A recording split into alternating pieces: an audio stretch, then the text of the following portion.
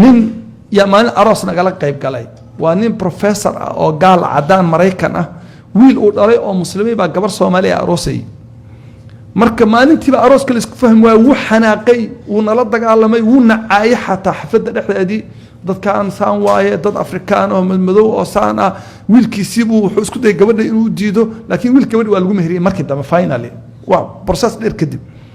habeenkii baa masaajidka la yiri maalintii inta lagu kartay habeenkii baa masaajidka la keenay si gabadhi loogu meheriyo ana gabadha ku meheriyay markuu masaajidka soo galay kursi baa gadaal loo dhigay ninka aaraturka iyo kibirka iyo xanaaqa ka muuqda wad yaabaysa kursi buu ku fariistay salaada cishaa la gaar salaada cishaa tujiyay salaada markii laga baxay buu asagoo ilmeynaya buu soo kor istaagay markaasuu wuxuu igu yiri waad iga ooysay maxaad igu samaysay saasuu ila hadlaya markaasaan waxba kuma samayn maxaad akrinaysay markaasaan waxaan akrinayaa quraan hadalkii ilaahay oo quraan markaasuu mikrofonkii la booday dad badan baa masaajidka ku tukanaya markaasuu wuxuu yiri aniga waxaan idin weydiinayaa horta wixii maanta dhawaa idin xanaaqsanaa laakiin markaan wajigiina arkay iyo waxaad akrinayseen iyo saad u nooshihiin buu yiri hadda waan idin jeclaaday wuxuu banaanka markaan soo degayay oo masaajidka soo galayay waxaan arkaa buu yiri maamo maxaadara jirtay masaajidka jirtay habeenkaas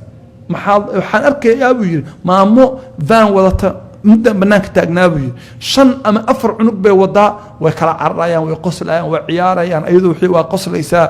masaajidkay soo galayaan waxaan arkaa buu yiri nin iyo naag baabuur ka soo wada degay oo ciyaar tiro badan daadinaya masaajidkay soo galayaan mid kasta waa qoslaya hadda wajigiina dhanbooda waa qoslaysaa aniga wixii kaniisada aan tago saan u dhannahay nimanka single fathers baan nahay naagahana waa single mothers qof la hadla kuma jiro mid kasta waa xanaaqsan yahay marka aniga waxa idin weydiinayaa sirta noloshaad fahanteena waxa habiga idin ka dhigay aan idin lacag haysanin oo qaxooti tihiin waxaas ku dhaganaada buu yiri waxaad ku nooshihiin saacado run ah ba ku nooshiin annaga lacag haysano buu yiri qof la hadla kaniisadeeda kuma jiro qof faraxsan ma arka buu wajigiis mid kasta buu waxaan aqoon dhinac buu jeeda fiiri waa basiid qofkaas waa saciid soma